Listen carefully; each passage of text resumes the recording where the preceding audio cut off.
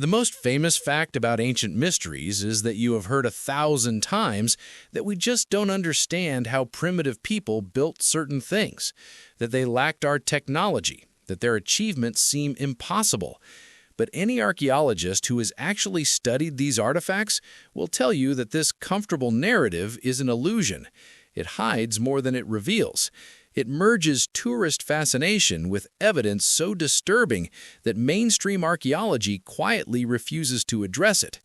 We look at the photographs and see just impressive ancient construction, but if you look closer, if you dig deep into the technical analysis, instead of simple primitiveness, we will find precision that modern technology struggles to replicate. Today, we will look through the academic silence and find what established archaeology tried to explain away with tools we've never found. We will see artifacts that require knowledge systems we cannot account for. We will find out how certain discoveries demonstrate capabilities that shouldn't exist for thousands of years. We will uncover the measurements so precise that recreating them today requires computer-guided machinery. And we will understand why some finds are literally stored in museum basements because displaying them raises questions archaeology cannot answer. These discoveries are not just unexplained mysteries. They are gigantic challenges to the entire timeline of human technological development, the implications of which we begin to understand only now.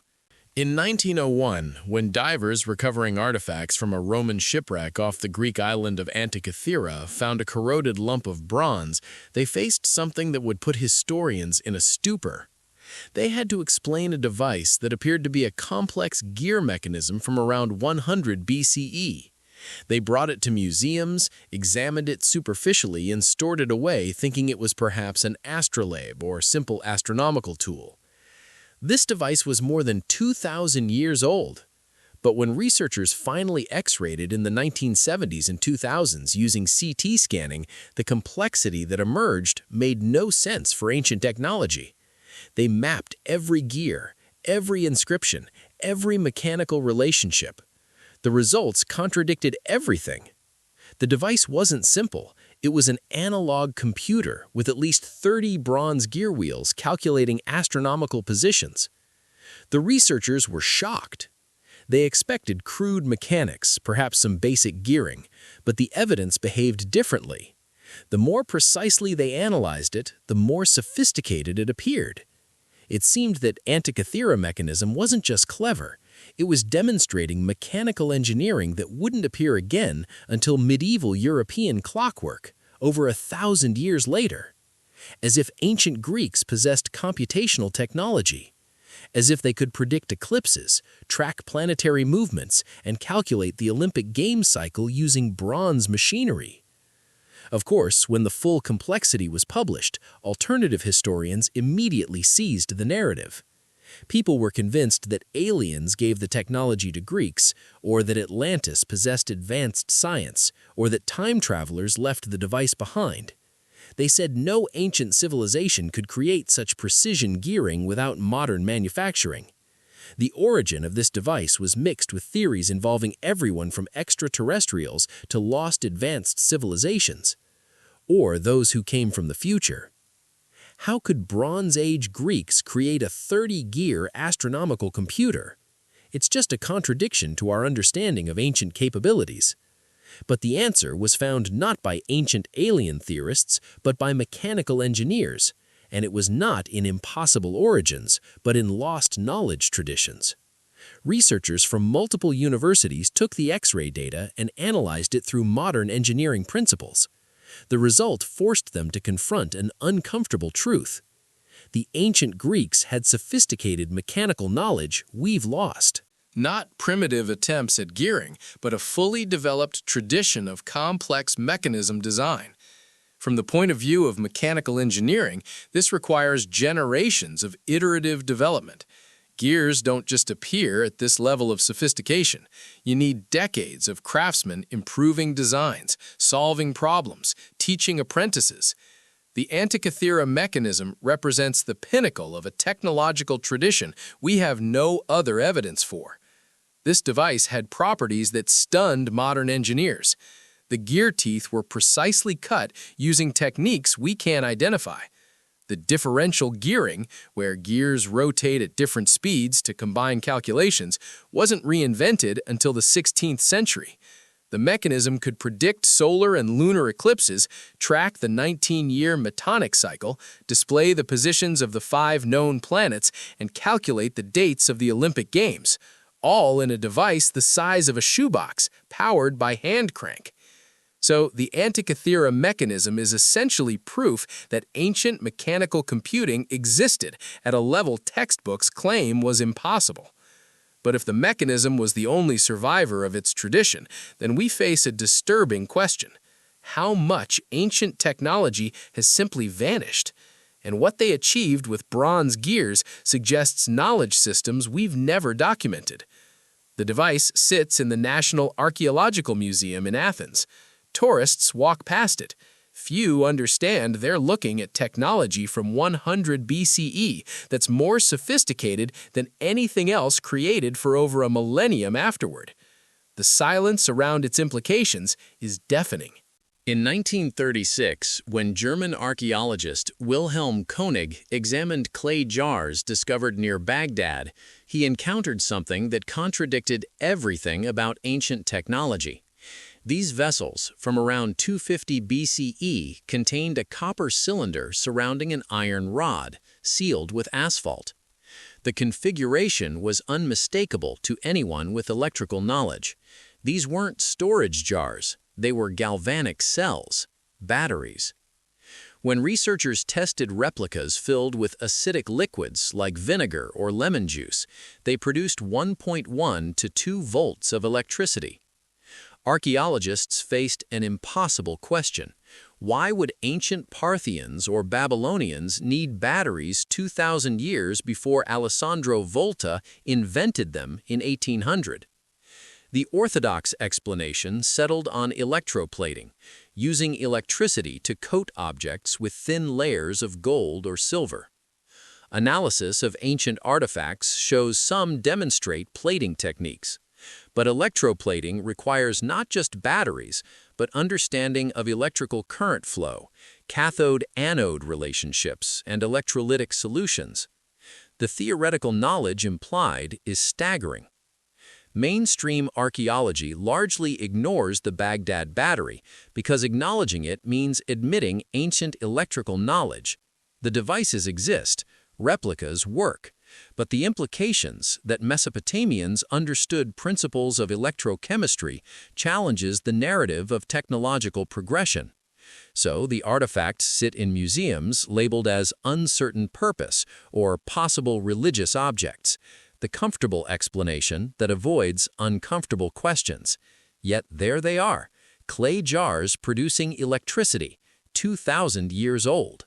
Modern engineers examining the precision of ancient Egyptian granite and limestone work encounter measurements that shouldn't be possible with copper chisels and stone hammers. At sites like the Serapeum of Saqqara, massive granite boxes weighing 70+ tons each are carved with internal corners precise to 0.002 inches. This is modern machining tolerance, computer-guided milling tolerance, not hand tool tolerance. When engineer Christopher Dunn analyzed these surfaces, he found evidence of advanced tooling, perfectly flat planes across 10+ feet, internal right angles precise to arcseconds, and tool marks suggesting high-speed cutting. Replicating these tolerances today requires diamond-tipped tools, laser-guided measurement, and CNC machining. Egyptologists claim copper tools and sand abrasive achieved this, but experiments attempting to recreate the precision using proposed ancient methods have failed. The granite is harder than copper. Pounding it with stones doesn't create geometric precision. The boxes at Saqqara aren't decorative, they're functional, designed to hold something requiring exact measurements. But what and why such precision? Orthodox archaeology has no answer except religious purposes, which explains nothing. The technical achievement implies knowledge of geometry, measurement standards, and manufacturing techniques that appear nowhere else in the archaeological record. These aren't rough-hewn monuments. They're precision-engineered artifacts whose purpose and creation method remain genuinely unexplained. The boxes sit in underground chambers. Few tourists visit. The precision is never mentioned in mainstream documentaries. In 1938, Chinese archaeologist Chi Pu-te allegedly discovered hundreds of stone discs in caves in the Bayan Karaula Mountains on the China-Tibet border. The discs, dated to around 10,000 to 12,000 years ago, featured spiral grooves containing tiny hieroglyphic-like markings. When examined in the 1960s, Chinese scientists claimed the grooves told the story of the Dropa, a space travelers who crashed on Earth and couldn't return home. Here's where this discovery becomes genuinely problematic. Most of the discs have vanished. Photographic evidence is scarce and disputed. The story might be entirely fabricated, either Cold War-era Chinese propaganda or Western misinterpretation. No reputable museum displays Dropa stones. No peer-reviewed archaeological paper validates them. Yet, the story persists because it fits a narrative people want to believe: ancient alien contact. This is the danger with ancient mysteries. Some are genuine, unexplained artifacts with physical evidence. Others are stories built on rumor, mistranslation, and wishful thinking. The Dropa stones likely fall into the latter category. They're included here as a warning. Not every ancient mystery is real. Some are modern myths. Critical thinking demands distinguishing between artifacts we can physically examine and stories we want to be true. The lesson: always demand physical evidence. Where are the objects? Can they be tested? Do reputable institutions authenticate them? In 1929, the Piri-Reis map, a 1513 CE world map fragment, was discovered in Topkapi Palace in Istanbul. The map shows the Atlantic coast of South America and, controversially, what appears to be the coastline of Antarctica. The problem? Antarctica wasn't officially discovered until 1820, and its coastline wouldn't be mapped accurately until the 20th century using seismic technology to see beneath the ice. How could a 16th century Ottoman admiral draw Antarctica's coastline 300 years before its discovery? The map includes a note stating it was compiled from older sources, some dating to Alexander the Great's time. Did ancient mapmakers have knowledge of Antarctica? Alternative historians claimed this proves advanced ancient civilizations possessed global maritime knowledge. Orthodox historians argue the Antarctic coastline is actually a distorted South American coast or cartographic speculation. Here's the uncomfortable middle ground. The Piri-Reis map is genuine. It exists. It's from 1513. The Antarctic resemblance is documented, but interpretation is disputed. Is it truly Antarctica depicted with ice-free coastline? Or is it artistic liberty on an incompletely known continent? The map raises questions without providing definitive answers. It's evidence of something, either extraordinary ancient knowledge or human pattern recognition seeing what we want to see. Physical artifact? Yes. Extraordinary claims? Requires extraordinary proof, still lacking. In 1936, the Hahn family discovered a rock near London, Texas, with a wooden handle protruding from it. When cracked open, the rock contained an iron hammerhead. Creationists seized on this as proof that humans coexisted with dinosaurs, claiming the rock formation was millions of years old. Thus, the embedded hammer must be equally ancient. This would demolish evolutionary timelines. Except geologists examined the rock. It's not ancient sedimentary stone. It's a concretion, a hard mass formed by mineral precipitation around an object. This process can occur in decades, not millions of years. Water with high mineral content flowed around the hammer, depositing minerals that hardened into rock-like nodules. The hammer itself is 19th century construction based on metallurgical analysis. The ancient hammer is a modern tool that got wet and mineralized. Nothing mysterious, nothing challenging scientific timelines. This discovery illustrates another critical lesson. Not everything that looks ancient is ancient. Geological processes can create misleading appearances. Always test claims against multiple lines of evidence: dating methods, metallurgy, geological context. The London hammer isn't an ancient mystery. It's a modern object misunderstood through poor geology. Including it here demonstrates that skepticism must work both ways. Question orthodoxy, but also question sensational claims. Real mysteries have evidence that withstands rigorous analysis.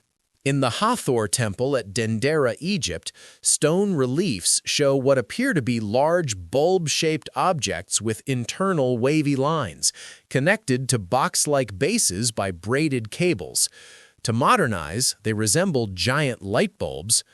Alternative archaeology claims this depicts ancient Egyptian electrical lighting, possibly using Baghdad battery technology scaled up. The reliefs show figures holding the bulbs, and inside each is a snake-like figure interpreted as a glowing filament. Egyptologists explain the reliefs as depicting the Djed pillar and lotus flower, symbolic representations of creation mythology. The bulb is a lotus bloom. The filament snake is a serpent deity emerging from the flower. The cable is a symbolic representation of the Nile. Every element has mythological interpretation consistent with other Egyptian religious art. No ancient text mentions artificial lighting. No soot marks on temple ceilings suggest torches and oil lamps were used. But here's where it becomes genuinely interesting. Why does the symbolism so closely resemble electrical apparatus to modern observers? Is it pareidolia, seeing patterns we're familiar with in ambiguous images? Or is there a deeper reason the imagery maps onto electrical technology? Some engineers argue the relief could function as an electrical schematic if interpreted literally. But would ancient Egyptians accidentally draw functional circuit diagrams while intending purely religious symbolism? The Dendera light bulbs sit in uncomfortable territory. Orthodox explanation is consistent with broader Egyptian mythology. Alternative explanation requires assumptions about lost technology. But the visual resemblance to electrical devices is undeniable. This doesn't prove ancient electricity.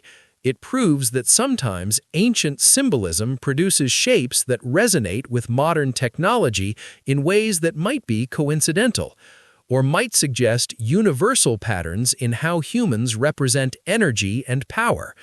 The reliefs remain on the walls. The debate remains unresolved. We started our journey with the comfortable narrative that ancient people were simply primitive and ended up with 7 discoveries that challenge this oversimplification in different ways. Some mysteries are genuine. The Antikythera mechanism exists. Its sophistication is undeniable. Its implications about lost mechanical knowledge traditions are disturbing. The Baghdad battery produces electricity. Ancient Egyptian precision stonework exceeds modern hand tool capability. These are physical artifacts that create genuine questions about what ancient civilizations knew and lost. Other mysteries are cautionary tales. The Dropa stones likely don't exist as claimed. The London hammer is misunderstood geology. The Dendera light bulbs are probably mythological symbolism. These remind us that not every ancient mystery is real. Some are modern fabrications or misinterpretations. Critical thinking requires skepticism of alternative theories and mainstream narratives. Then there's the middle ground. The Piri race map shows something interesting but ambiguous. Is it Antarctica? Maybe. Does it prove ancient global exploration? Possibly. Or is it cartographic speculation and pattern recognition? Also possible. Some mysteries don't have clean answers. Evidence exists, but interpretation divides experts. What makes these 7 discoveries important isn't that they prove any single alternative theory. It's that they demonstrate our timeline of technological development is incomplete. We know the Antikythera mechanism required a sophisticated mechanical tradition, but we have no other evidence of that tradition. Where are the earlier prototypes, the simpler versions, the teaching devices? Either they haven't been found, or they've been misidentified in museum collections because nobody was looking for ancient computers. The Baghdad batteries suggest electrical knowledge we can't account for. Even if used only for electroplating, that requires theoretical understanding of electrical principles. Where did that knowledge come from? How was it discovered? Why was it lost? Mainstream archaeology has no answers because acknowledging the question challenges the narrative of steady technological progression from primitive to advanced. Ancient Egyptian precision suggests capability exceeding what their documented tools should allow. Either we're wrong about their tools, wrong about the precision, or wrong about what's possible with persistence and skill. But experiments attempting to recreate the work using proposed ancient methods consistently fail to match the precision. This isn't proof of alien technology. It's proof we don't understand how they achieved what they achieved. That's a different problem. The uncomfortable truth underlying all 7 discoveries. Human technological history isn't a simple line from primitive to advanced. It's a complex story of knowledge gained and lost, techniques developed and forgotten, civilizations rising and collapsing, taking their innovations with them. We assume modern technological superiority, but in specific domains, bronze gear cutting, stone precision, early electricity, ancient people achieved things we struggle to replicate. This doesn't require ancient aliens. It requires humility about the capabilities of ancient human ingenuity and honest acknowledgement of how much knowledge vanishes when civilizations fall. The Antikythera mechanism existed. Whatever knowledge tradition created it left almost no trace. That's terrifying, not because aliens, because it means we can achieve sophisticated technology and lose it so thoroughly that later generations don't believe we ever had it. The same could happen to us. We saw that these 7 discoveries are not simple primitiveness waiting for modern understanding. This is mechanical computing in 100 BCE with no technological precedent. This is electricity generation 2,000 years before Volta. This is precision stonework modern tools struggle to match. This is lost traditions leaving single artifacts behind. This is modern myths reminding us to demand evidence. This is ambiguous maps requiring careful interpretation. This is pareidolia, seeing technology in mythology. And this is the uncomfortable proof that human knowledge is far more fragile than we admit. But the most important discovery we made today concerns not the artifacts, but the forgetting. The devices, sophisticated and inexplicable and physically real, eventually became symbols of a truth archaeology resists. Every year, engineers examine ancient precision, researchers test replica batteries, and archaeologists quietly acknowledge objects that don't fit comfortable timelines. They study these artifacts and feel the same thing. They tremble before how much we've lost and how little we admit we don't know. The artifacts did not fulfill their role as simple primitive tools. Technology advanced, knowledge vanished. Traditions disappeared, but they fulfilled a purpose their creators never intended. They preserved evidence that challenges every comfortable assumption about ancient capabilities, that forces us to question whether primitive means less knowledgeable or simply different knowledge, that demands we consider how much understanding we've lost, assuming we're the most advanced humans who ever lived. And perhaps holding the Antikythera mechanism in a museum case and looking at bronze gears that computed astronomical positions, we should think neither about ancient aliens, nor lost Atlantis, nor about primitive ancients getting lucky. we have to think that even our most confident claims about ancient limitations will always be challenged by artifacts we cannot explain. That the greatest danger isn't conspiracy theories, it's intellectual arrogance, assuming we know what ancient people could and couldn't do. That these 7 discoveries teach us one lesson above all. Sometimes the ancients knew things we don't, and admitting that is the first step toward learning what they knew.